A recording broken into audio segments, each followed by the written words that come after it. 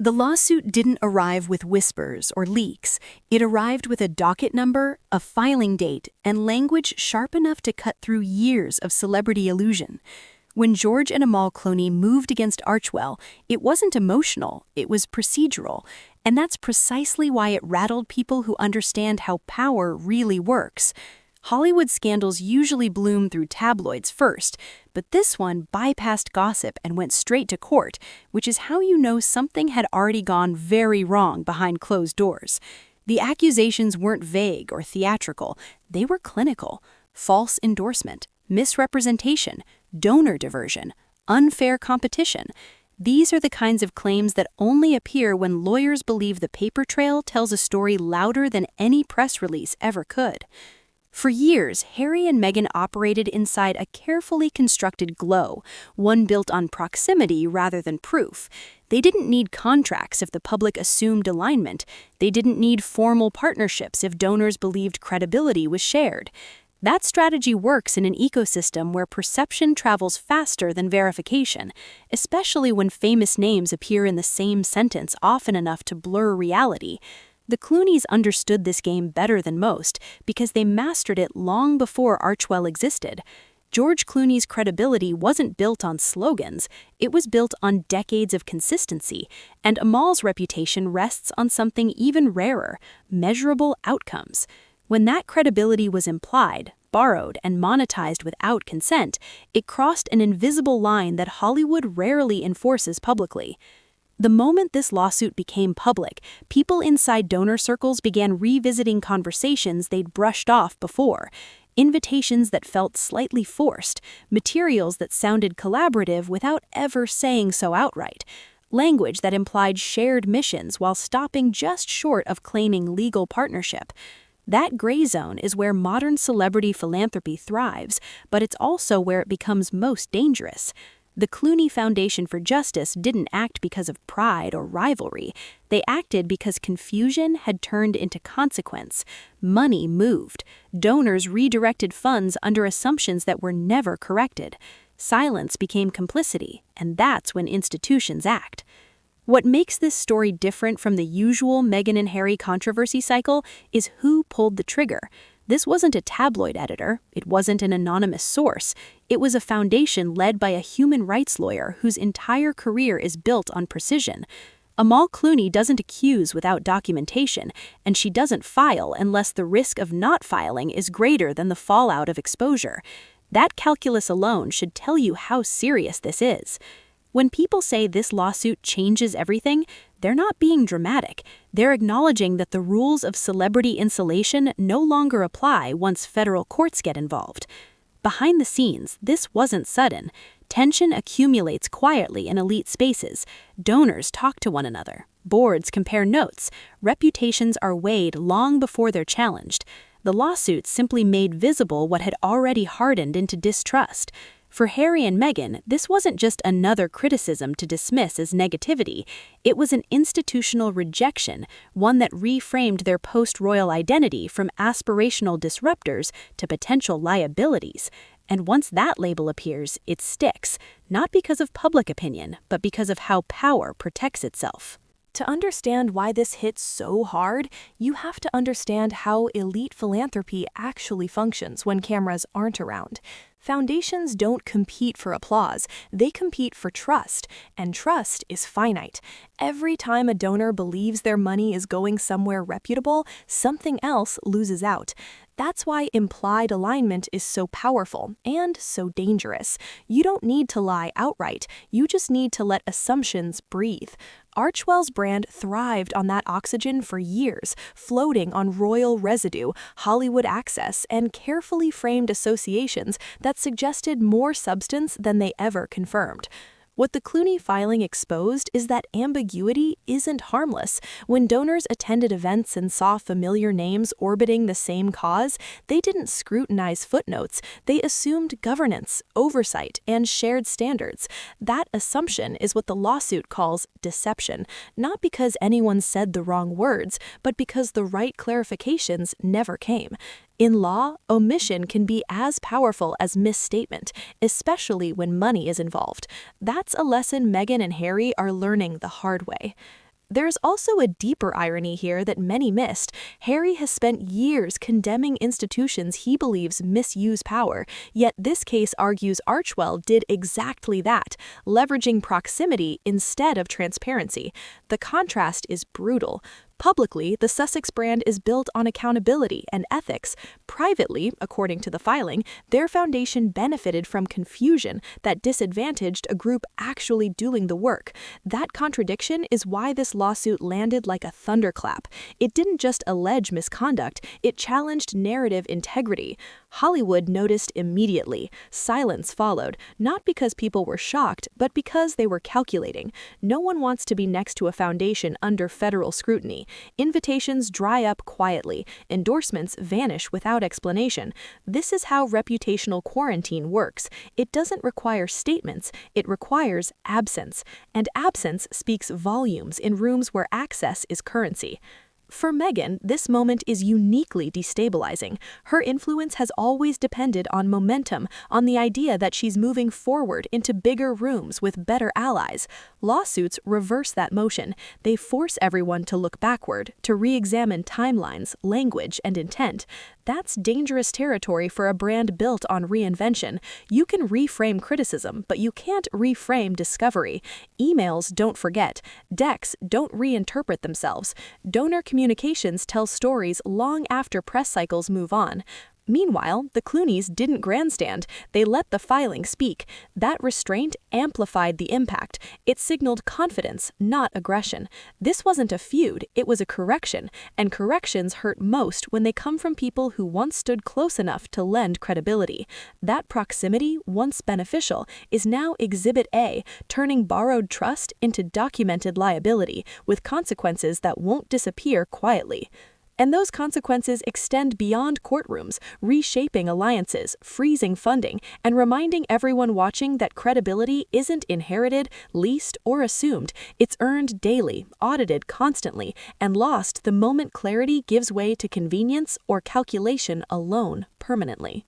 What's unfolding now is less about blame and more about exposure. Discovery will not be theatrical. It will be methodical, boring, and devastating in its precision. Calendars will be matched to fundraising spikes.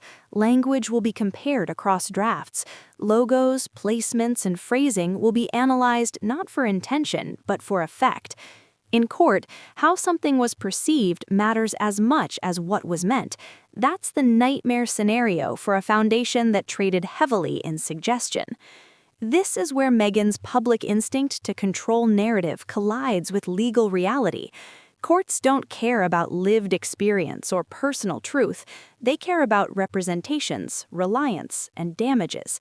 If donors believed something because Archewell let them believe it, that belief becomes evidence. If money moved as a result, intent becomes irrelevant. That's the shift that's so dangerous here.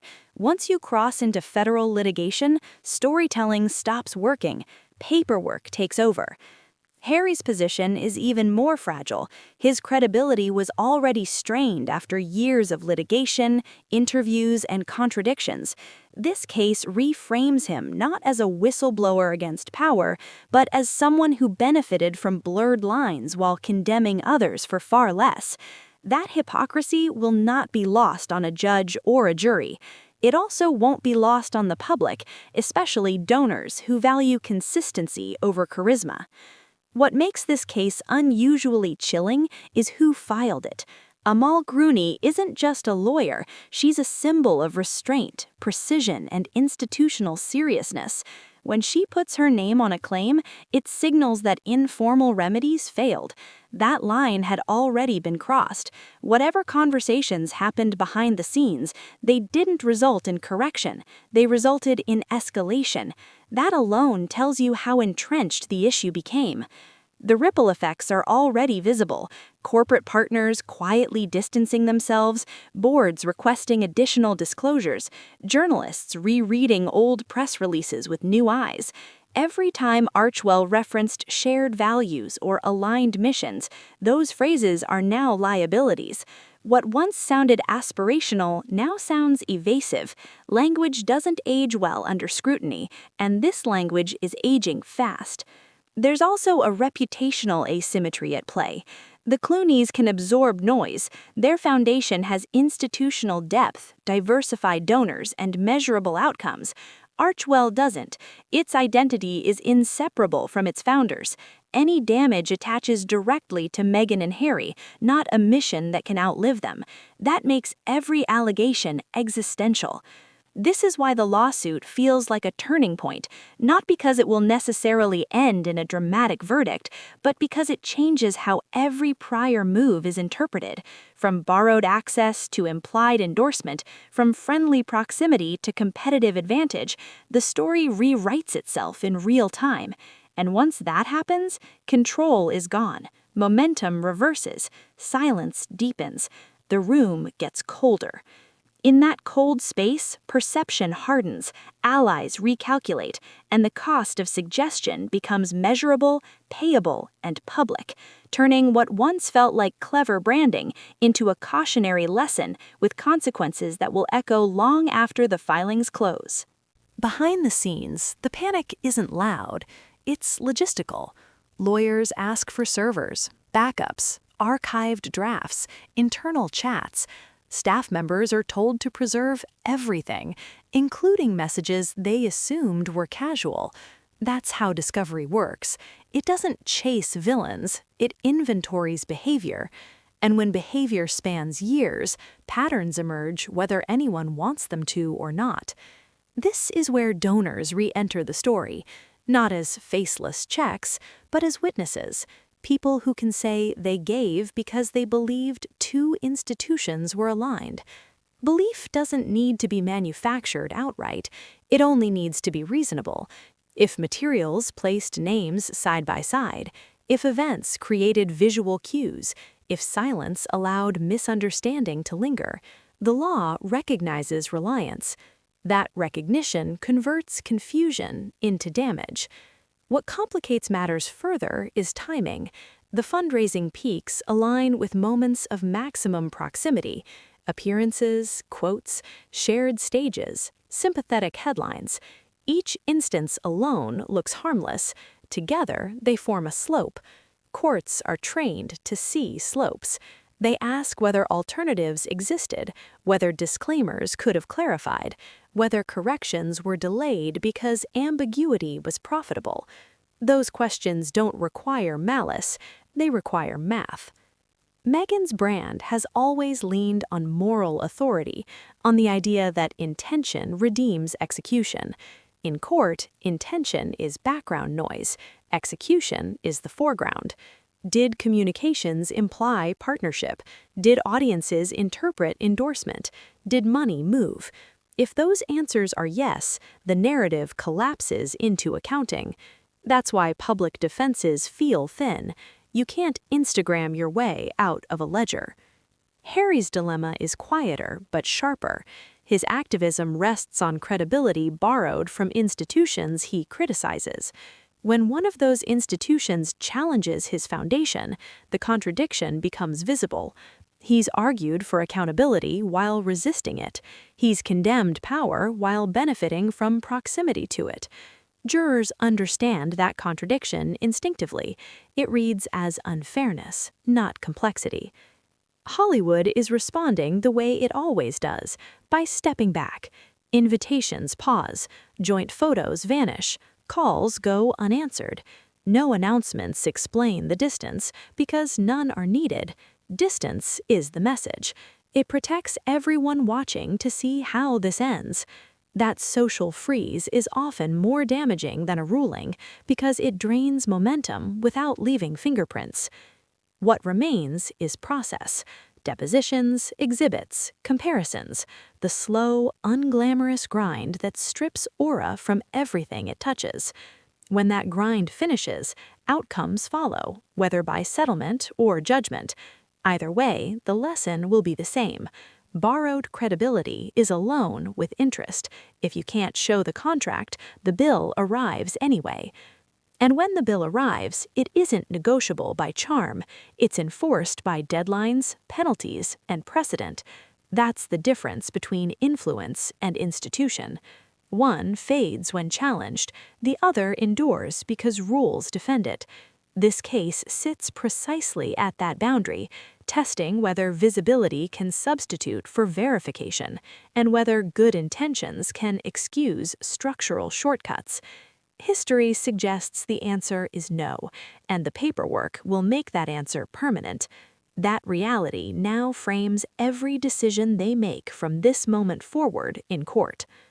The endgame rarely looks like a verdict read aloud. It looks like choices shrinking.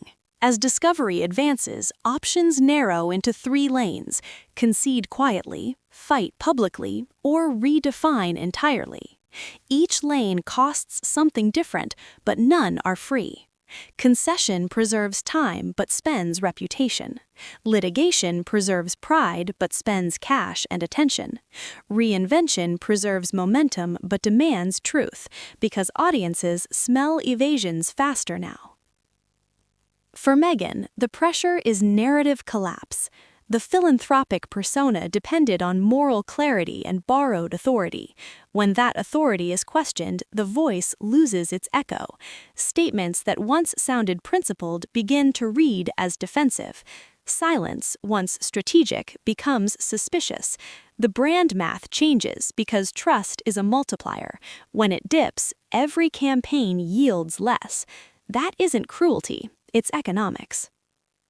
For Harry, the reckoning is identity.